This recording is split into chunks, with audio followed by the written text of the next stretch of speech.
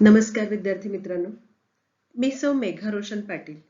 आज आपण इयत्ता 12वीच्या मराठी विषयाच्या पाठ्यपुस्तकातील पान नंबर 50 वरील 11वी कविता आरशातली स्त्री अभ्यासणार आहोत.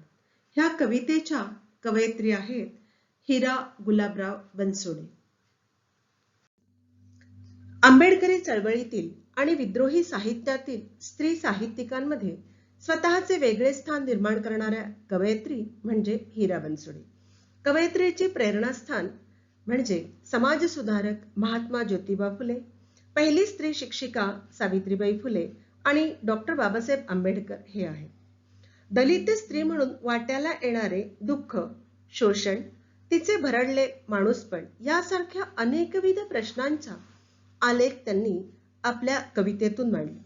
डॉक्टर बाबासाहेब आंबेडकरांच्या विचारामुळे आलेली जीवनदृष्टी व सामाजिक आशयाची बांधिलकी त्यांच्या कवितेतून दिसून येते. कवयित्री हिरा बनसोडे यांचा पहिला काव्यसंग्रह पौर्णिमा हा आहे. हा 1969 साली प्रकाशित झाला. हा काव्यसंग्रह त्यांच्या कुमारवयातल्या कवितांचा आहे. त्यात चांदण्यांची नजाकत, प्रेम, भावविभोर, स्वप्नाळू भावना व्यक्त करणारा असा आहे. त्यामध्ये निसर्गाची सुंदर चित्रे आहेत. दुसरा काव्यसंग्रह आहे फिर्याद. हा 1984 साली प्रसिद्ध झाला. हा काव्यसंग्रह स्त्रीमधील माणूस म्हणून जगण्याच्या आंतरिक ओढीतून जन्माला आला. दलित स्त्रियांचे जीवनानुभव, वेदना, दुःख, दारिद्र्य, अगतिकता मांडतानाच ती स्त्री व्यवस्थेविरुद्ध बंड करणारी आहे. फिर्याद या कवितेत या विरुद्ध त्यांनी न्याय मागितला आहे. तो असा: कुणीच नसलेली मी कोण, लोक हो, तुमच्या न्यायालयात मी फिर्याद आणली आहे. तुम्ही तरी मला न्याय द्याल का? तुम्ही तरी मला न्याय द्याल का? मुंबई विद्यापीठ व मराठवाडा विद्यापीठात फिर्याद हा काव्यसंग्रह 2011 पासून BA व MA च्या अभ्यासक्रमांमध्ये समाविष्ट करण्यात आला आहे. ह्यातल्या कवितांचे हिंदी, गुजराती, उर्दू, इंग्रजी, फ्रेंच भाषांमध्ये भाषांतर झाले आहे. फिर्यादमधील यशोधरा ही कविता अमेरिकेच्या अभ्यासक्रमात लागली आहे. त्यांचा तिसरा काव्यसंग्रह आहे फिनिक्स. हा 14 एप्रिल 2001 रोजी म्हणजेच डॉक्टर बाबासाहेब आंबेडकर यांच्या जन्मदिनी प्रकाशित झाला. फिनिक्स या काव्यसंग्रहातून स्त्रीचे भावविश्व व्यक्त होते. त्याचबरोबर सामाजिक वेदनेचा हुंकारही उमटलेला आहे. फिनिक्स हा काल्पनिक पक्षी आहे असे म्हटले जाते की तो स्वतः जळतो व त्याच्या राखेतूनच नवीन फिनिक्स जन्म घेतो. त्याची पहिलीच भरारी आकाशाला गवसणी घालते. फिनिक्स ह्या काव्यसंग्रहाला महाराष्ट्र शासनाचा केशवसूत पुरस्कार मिळाला आहे आणि डॉक्टर बाबासाहेब आंबेडकर या इंटरनॅशनल मिशनचाही पुरस्कार त्यांना मिळाला आहे. कवयित्री हिरा बनसोडे यांचा चौथा काव्यसंग्रह फक्त तुझ्यासाठी हा प्रकाशनाच्या मार्गावर आहे. विद्यार्थी मित्रांनो, आपण पाहूयात हिरा बनसोडे कवयित्रीचा थोडक्यात परिचय. कवयित्री हिरा गुलाबराव बनसोडे यांचा जन्म पुणे जिल्ह्यातील पुरंदर तालुक्यातील गराडे या खेडेगावी झाला. वडील म्युनिसिपालिटीत काम करीत. त्या म्हणतात की माझ्या जन्माच्या वेळेस घरी साखरही वाटली नाही आणि नावाच्या घुगऱ्या वाटल्या की नाही मला माहीतही नाही. मी मुलगी झाली हे वडिलांना कळवले तेव्हा त्यांनी पत्रच फाडून टाकलं. तिथूनच स्त्रीच्या बाईपणाची वेदना वाट्याला आली. त्या काळाला अनुरूप 9वीत असतानाच लग्न झाले आणि संसाराचा गाडा कवळ्या खांद्यावर पडला. पण म्हणतात ना, काट्यासोबत फुलेही फुलतात. तसंच विवाहानंतर त्यांचे पती व सासरे यांनी शिकण्यासाठी परवानगी दिली व त्या 1962 साली SSC पास झाल्या. 1965 ला रेल्वेत नोकरीला लागल्या. अगदी लहानपणापासूनच कंठात गाणी व लेखणीत कविता उतरली. अशा ह्या सुप्रसिद्ध कवयित्री म्हणजे हिरा बनसोडे. फुले आंबेडकरी साहित्यातील साहित्य चळवळीतील पहिल्या पिढीच्या महत्त्वाच्या कवयित्री. अस्मितादर्श, निकाय, सुगावा, युगवाणी, समुचित इत्यादी नियतकालिकांतून त्यांनी सातत्याने लेखन केले आहे. आपल्या काव्यलेखनातून आणि काव्यवाचनातून आंबेडकरांची विचारधारा महाराष्ट्राच्या कानाकोपऱ्यात प्रवाही करण्यात हिरा बनसोडे यांची कविता अग्रणी ठरली. प्रस्थापित समाजव्यवस्थेच्या विरोधात बंड करणारी, व्यवस्थेला जाब विचारून न्याय हक्कांची, अधिकाराची भाषा उच्चारणारी कविता त्यांनी मुख्यतः लिहिली. समताधिष्ठित समाजरचनेला जन्म देणारी दलित स्त्री ही त्यांची नायिका आहे. तिचे भावविश्व त्यांच्या कवितेच्या केंद्रस्थानी असल्याने त्यांची कविता सामाजिक वास्तव तसेच सामाजिक सांस्कृतिक परिवर्तनेही आपल्या कवितेत घेते. डॉक्टर ऑफ महाराष्ट्र या ग्रंथात हिरा बनसोडे यांचा समावेश करण्यात आला आहे. आपण हा कवितेची मध्यवर्ती कल्पना ह्या ठिकाणी पाहूया. आरशातली स्त्री ही कविता कवयित्री हिरा बनसोडे यांच्या फिनिक्स या काव्यसंग्रहातून घेतली आहे. स्त्रीच्या जीवनानुभवाला अभिव्यक्त करण्यासाठी आशयाला अनुरूप अशा मुक्त छंदात ही कविता लिहिली आहे. फिनिक्स स्त्रियांची अगतिकता मांडताना तिची स्वशी ओळख कविता करून देते. स्वतःचे वैफल्य दूर करून स्त्रीला आत्मनिर्भर बनवणारी आरशातली स्त्री ही कविता अगदीच मनाला भिडणारी आहे. स्त्रीच्या आयुष्यातील स्थित्यंतराचा वेध घेताना कवयित्रीने या कवितेत स्त्रीच्या व्यथा शब्दबद्ध केल्या आहेत. सहज आरशात पाहताना जेव्हा गतकाळाच्या स्मृती जाग्या होतात तेव्हा तिच्या लक्षात येते की मी ती हीच का, आणि मग तिला वाटत राहते किती अंतर्बाह्य बदलले मी. चैतन्यमय बाल्य, तेजस्वी तारुण्य, त्यामधील स्वप्ने, ध्येय कुठल्या कुठे जाऊन आता कशाचेही का आहेच न वाटणारी स्थितप्रज्ञता माझ्यात आली कुठून. पूर्वी हवेहवेसे वाटणारे चांदणे, वाट पाहणारी जाई, अशा छोट्या छोट्या गोष्टीतील आनंदाचेही आता संसारात गुरफटून गेल्यानंतर भान नसते. संसारात गांजलेल्या या स्त्रीला शेवटी आठवणीतील बालसखी नव्या उमेदीने जगण्यासाठी कसे प्रेरित करते हे या कवितेतून समजून घ्यायचे. आता आपण पूर्ण कविता वाचूया आणि मग ती कविता समजून घेऊया. बघा विद्यार्थी मित्रांनो, मी कविता वाचते आहे. तुम्ही सुद्धा तुमच्या पुस्तकातील पान नंबर 50 आणि 51 वरची कविता पूर्ण वाचायची. बघा. सहज आरशात पाहिले ने डोळे भरून आले. आरशातील स्त्रीने मला विचारले, तूच ना ग ती, माझेच रूप ल्यालेली, तरीही मी नसलेली. किती बदललेलीस ग तू अंतर्बाह्य. तुला सांगू तुझ्या अंतरीचे सुंदर पूर्वरंग.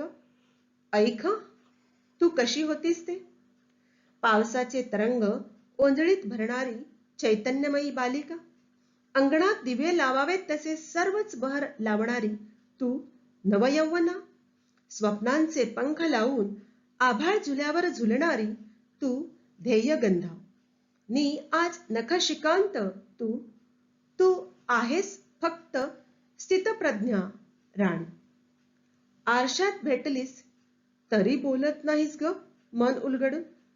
ओठ मात्र असतात पिळवटलेले, खसकन देह तोडलेल्या फुलांसारखे. इतकी कशी वेढून गेलीस या घनगर्द संसारात. जळतेस मात्र अहोरात्र पारंपरिकतेचे वरदान समजून. अंगणात थांबलेल्या तुझ्या प्रेयस चांदण्याला दार उघडून आत घेण्याचेही भान नाही ग तुला.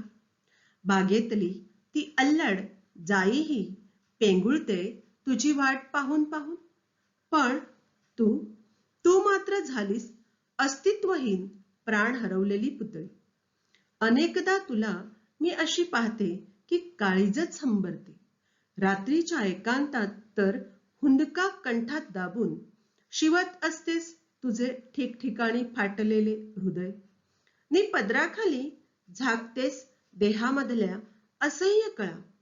तिचे हे बोलणे ऐकताच मी स्वतःच हिंकळते आणि आरशातच ती मला गोंजारीत जवळ घेत अधिकावाणीने म्हणाली, रडू नकोस खुळे, उठ आणि डोळ्यातले हे आसू सोडून दे शेजारच्या तळ्यात, नी घेऊन ये हातात नुकतीच उमललेली शुभ्र कमळाची प्रसन्न फुले.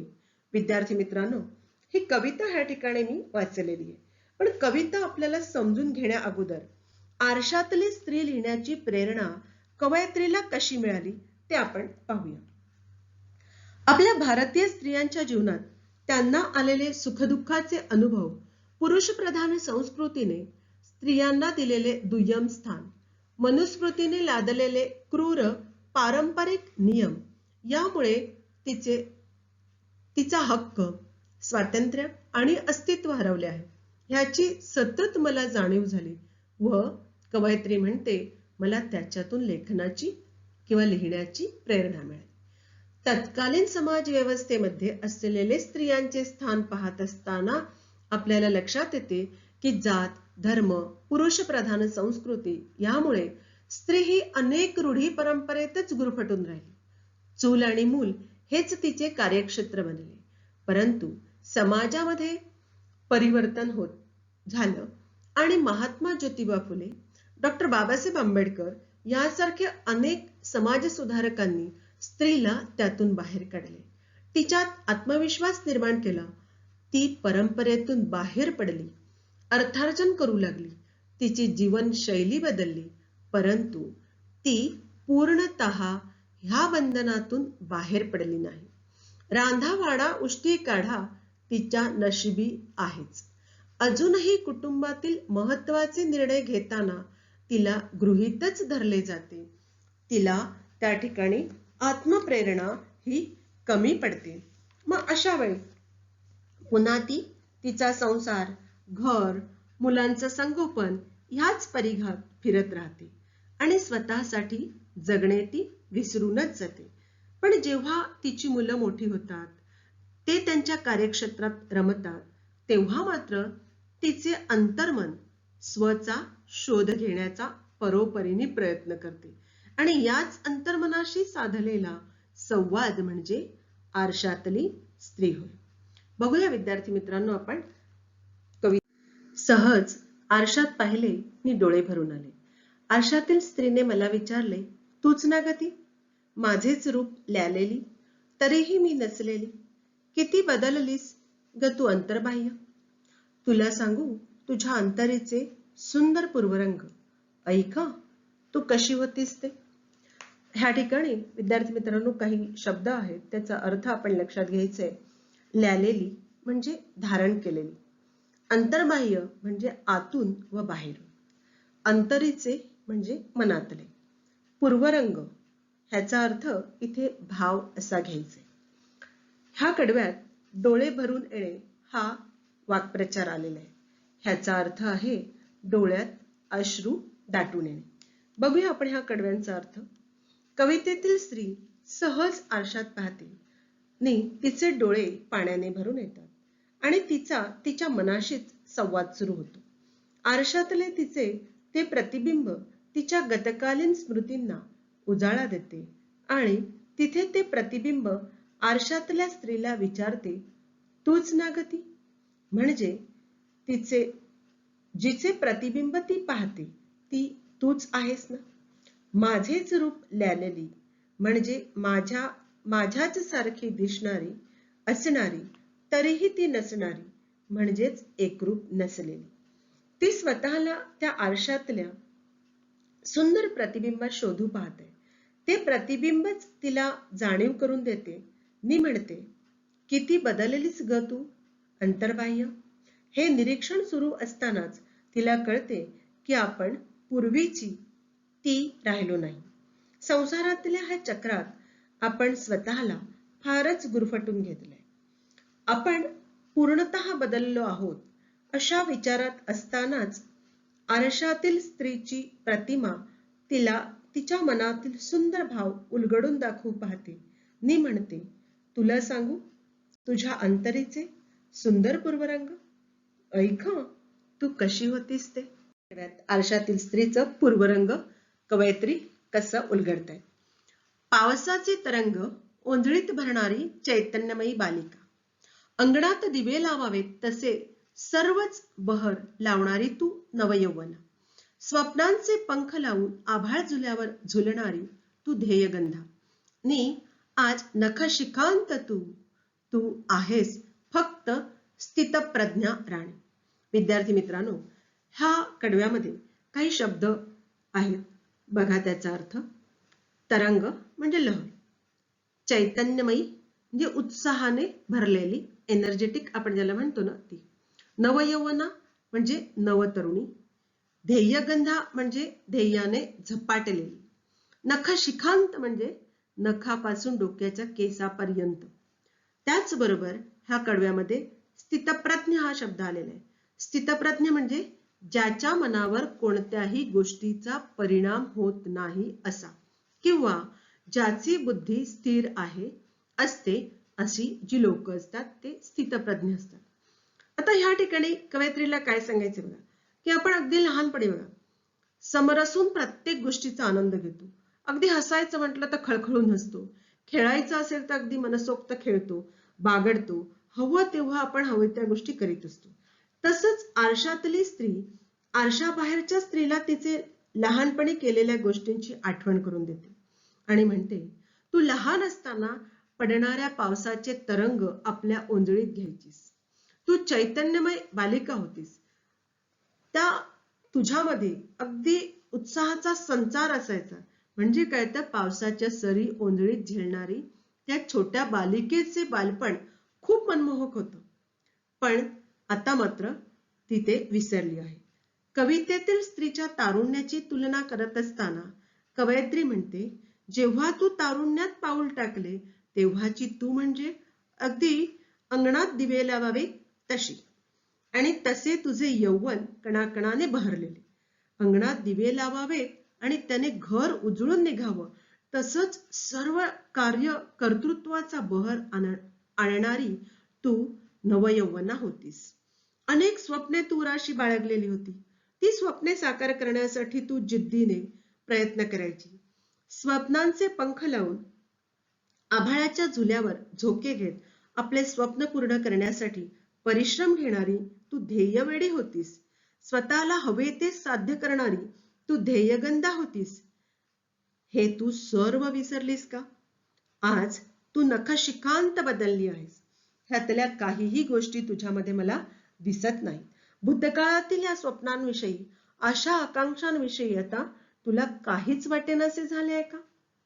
आता तू फक्त एक स्थितप्रज्ञ राणी सारखी वावरत आहेस. संसारातल्या साऱ्या जबाबदाऱ्या निमूटपणे पार पाडते आहेस. आरशात भेटलीस तरी बोलत नाहीस ग मन उलगडून. ओठ मात्र असतात पिळवटलेले, खसकन देह तोडलेल्या फुलांसारखे. इतकी कशी वेढून गेलीस या घनगर्द संसारात? जळतेस मात्र अहोरात्र पारंपरिकतेचे वरदान समजून. बघूया विद्यार्थी मित्रांनो, ह्याच्यामध्ये बघा मन उलगडणे हा वाक्प्रचार आलेला आहे.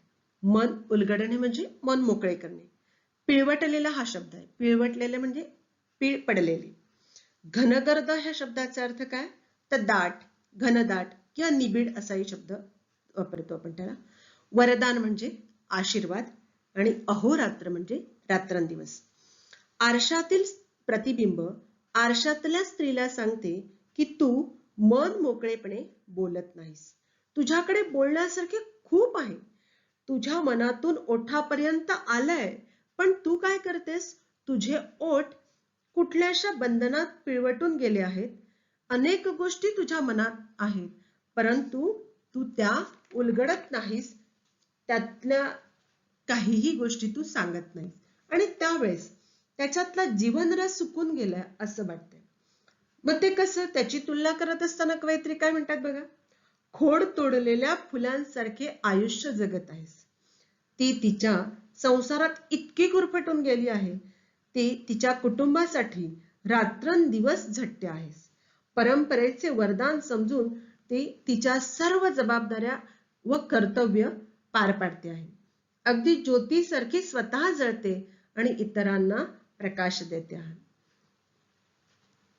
विद्यार्थी मित्रांनो, तुमच्या लक्षात आलं का? कवयित्री पुढच्या कडव्यात काय म्हणते ते बघूया. अंगणात थांबलेल्या तुझ्या प्रेयस चांदण्याला दार उघडून आत घेण्याचेही भान नाही ग तुला. बागेतले ती अल्लड जाईही पेंगुळते तुझी वाट पाहून पाहून. पण तू मात्र झालीस अस्तित्वहीन, प्राण हरवलेली पुतळी. बघा इथे प्रेयस म्हणजे प्रिय, पेंगुळणे म्हणजे पेंग येणे किंवा झोपेमुळे पेंग येणे किंवा डुलकी येणे, अल्लड म्हणजे अगदी अवखळ निरागस खेळकर, अस्तित्वहीन म्हणजे स्वतःचं अस्तित्व नसलेली, आणि पुतळी म्हणजे स्थिर किंवा पुतळ्यासारखी पुतळा.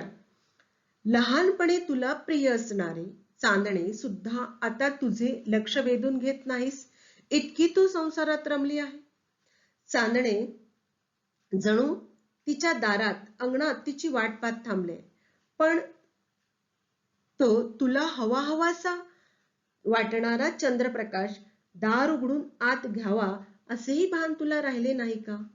चंद्रप्रकाश अनुभवण्या इतकाही वेळ तुझ्या जवळ नाहीस. म्हणजे अनेक वेळा ह्या आरशातल्या स्त्रीकडे अनेकदा संधी आलेली आहे, पण त्या संधी तुझ्या अंगणापर्यंत पोहोचल्या, घरापर्यंत पोहोचल्या, पण तू त्याचा विचार न करता संसाराचा विचार केलास. बागेतली सुवासिक जाईही तुझे लक्ष वेधून घेऊ शकली नाही. तुझ्या स्पर्शासाठी आसुसलेली आतुरलेली होती. त्या फुललेल्या असताना तू त्यांच्याकडे डुंकूनही पाहिले सुद्धा नाही. तुझी वाट पाहून पाहून त्या कोमेजूनही गेल्या, पेंगुळल्या. पण तू मात्र निर्जीव, अस्तित्व नसलेल्या एखाद्या पुतळीसारखी झाली आहेस. म्हणजेच अवतीभवतीचे सुंदर वातावरण तुला खुणावू पाहते, पण तू मात्र अस्तित्व हरवलेली कठपुतळी झालेली दिसते आहे. अनेकदा तुला मी अशी पाहते की काळीजच हंबरते. रात्रीच्या एकांतात तर हुंदका कंठात दाबून शिवत असतेस तुझे ठिकठिकाणी फाटलेले हृदय. विद्यार्थी मित्रांनो, ह्या कडव्यामध्ये बघा, काळीज हंबरणे म्हणजे हृदय गलबलून येणे, हुंदका कंठात दाबणे म्हणजे अश्रूंना आवर घालणे, हंबरणे म्हणजे आक्रोश किंवा ओरडणे, फाटलेले हृदय शिवणे म्हणजे विखुरलेल्या भावना एकत्र करणे. अनेकदा तू स्वतःला इतका त्रास करून घेतेस की माझं काळीजच हंबरते. विद्यार्थी मित्रांनो, हंबरणे हा शब्द आपल्याला गाई आणि वासरू ह्या संदर्भातही आपण तो पाहिलेला आहे, की समजा गाईचं वासरू जर हरवलं असेल तर ते वासरू त्याची आई त्याला भेटेपर्यंत खूप जोरजोरात हंबरत असतं. तसंच ह्या ठिकाणी स्त्रीला होणारे जे त्रास आहेत त्या त्रासात ती स्वतःला जाणीव करून देते आहे. इथे तर आरशातील स्त्रीची प्रतिमा आरशाबाहेरील स्त्रीला स्वत्व हरवलेल्या रूपात पाहते आणि तिचे हृदय गलबलून येते. रात्रीच्या काळोखात एकांतात ही आरशाबाहेरील स्त्री आपले हुंदके आवरत आपल्या व्यथा वेदनांना दाबत अश्रू गाळत बसलेली असते. तिचे अपमानित झालेले, दुःखाने विदीर्ण झालेले हृदय ती एकटीच स्वतःजवळ मोकळे करत असते. आपला काही दोष नसताना केवळ स्त्रीचा जन्म लाभला म्हणून अनेक अपराध्यांची ओझी वाहताना ती दिसतेस. अनेकांची हृदय जोडत असताना स्वतःचे मन, भावना याच्याकडे दुर्लक्ष करते आणि ठिकठिकाणी फाटलेले, उसवलेले मन समजुतीने शिवत बसते. काय म्हणतात? नी पदराखाली झाकतेस देहामधल्या असह्य कळा. तिचे हे बोलणे ऐकताच मी स्वतःच हिंदकळते आणि अशातच ती मला गोंजारीत जवळ घेत अधिकारवाणीने म्हणाली. असह्य म्हणजे सहन होणार नाही अशा, हिंदकळणे म्हणजे पाणी हलणे. ह्याचा शब्दशः अर्थ इथे मात्र अपेक्षित आहे, आतून भडभडून येणे किंवा खूप रडू येणे. अनेकदा मी पाहते घरातले त्रास, शारीरिक इजा प्रकृतीच्या तक्रारी जेव्हा आरशातील स्त्री पाहते तेव्हा आरशातल्या स्त्रीचे काळीज गलबलून येते, हलते. कवितेतील स्त्री आपल्या शरीरावरच्या, मनावरच्या असंख्य वेदना, दाईकळा पदराखाली झाकून ठेवते. तिचे दुःख इतरांना बोलून दाखवत नाही. शिवाय तिच्या वेदनांकडे लक्ष द्यायला कुणाला वेळही नसतो. तुझ्या असह्य वेदनांची जाणीव मला होते, पण मी तुझ्यातच असते. मी पण त्या वेदना सहन करीत असते. हे स्वतःचेच वर्णन आरशातील स्त्रीच्या तोंडून ऐकताना कवितेतील स्त्रीचे मन हिंदकळू लागते. तिचा बांध फुटतो. तेवढ्यातच आरशातील स्त्री तिला प्रेमाने जवळ घेते आणि अधिकारवाणीने सांगते,